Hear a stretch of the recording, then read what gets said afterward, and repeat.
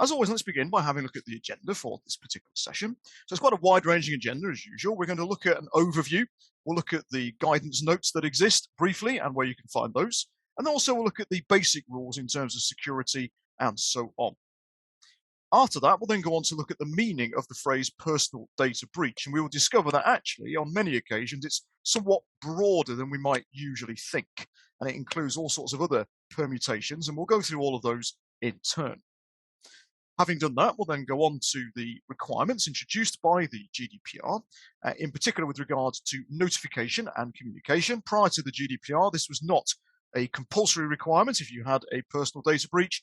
However, since GDPR came into force, in certain cases, it is now compulsory to notify the regulator, the ICO, and also to communicate to the data subjects affected, although we'll see there are various sort of risk-based criteria that decide whether that is necessary in each case.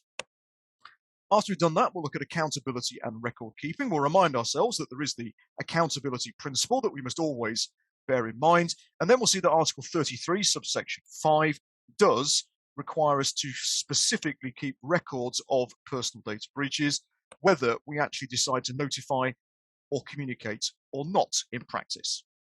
Now, once we've gone through all the theory with regard to that and looked at one or two examples from the ICO's guidance, we will proceed to look at a particular scenario. So that scenario will be in the form of a data breach, and you'll be given some information about this. And then what we're going to do is we will get up on the screen various parts of the ICO's breach reporting form, and ultimately we will then go through that and we'll think about what matters need to be recorded, how they're recorded, what things to watch out for in practice. And then just to wrap things up, we will look briefly at what might happen to you if you don't do this correctly. We'll look at some examples of sanctions to date with regard to security breach under the GDPR. We'll also look briefly at the issue of compensation. And finally, we'll set out a series of practical steps to take.